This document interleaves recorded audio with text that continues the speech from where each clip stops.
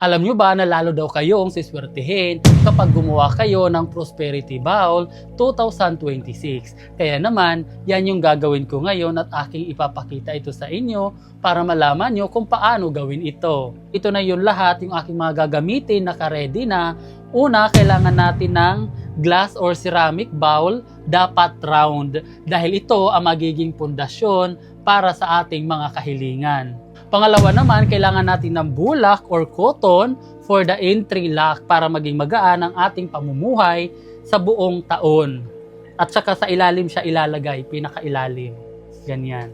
Ang pangatlo naman nating ilalagay ay itong bigas. Dapat tuloy-tuloy ang buhos nito para maging maganda ang daloy ng swerte. This is symbolizes wealth, success, and good health.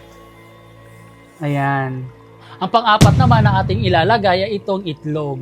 Sumisimbolo ito ng 12 months of the year. Paikot ang paglagay nito sa bawat gilid. So ganyan siya.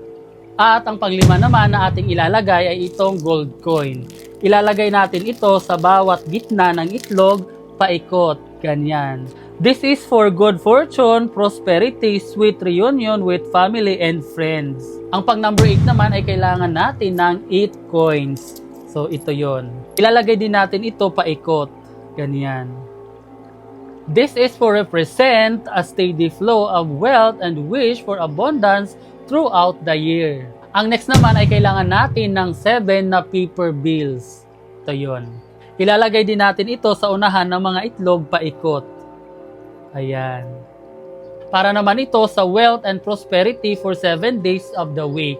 Nasa sa inyo na kung 12 or 7 ang inyong ilalagay. Pero ako, ang nilagay ko is 12 pieces na bills. Ang number 8 naman ay itong dahon ng laurel. Kailangan natin ng 12 pieces nito. Ilalagay nyo naman ito sa likod ng itlog paikot. Ganyan. This is for protection and fortification, attractive abundance, and positivity. Attracting wealth and good. Pampaswerte din ito sa negosyo. Next naman ay kailangan nyo ng ampaw at saka 168 pesos. So ito yung bariya at ang kulay lang na pwedeng gamitin sa ampaw, gold at saka red. Ako ang ginamit ko, gold kasi attractive ako sa gold. 168 dapat ang laman nito sa loob. Pwedeng 3 ang gawin ninyo pero ako isa lang. Tapos ilalagay nyo siya dito at ang purpose naman nito, wealth and happiness, walang humpay na biyaya. At ilalagay nyo rin siya sa likod ng itlog sa dulo. Depende kung saan side nyo gustong ilagay. So ganyan siya patayo. At ang last naman na ating ilalagay ay maglagay tayo ng prutas na bilog sa gitna.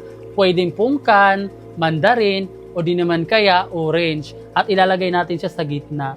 Sumisimbolo ito ng kasaganahan at walang humpay na biyaya. Kaya naman lahat ng makakita nito ay hinihiling ko na sana pagpalain kayo at dapuan kayo ng swerte ngayong paparating na 2026. Siyempre, huwag niyong iasa sa swerte ang inyong buhay.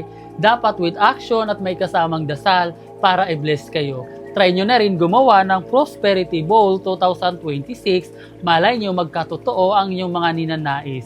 Happy New Year!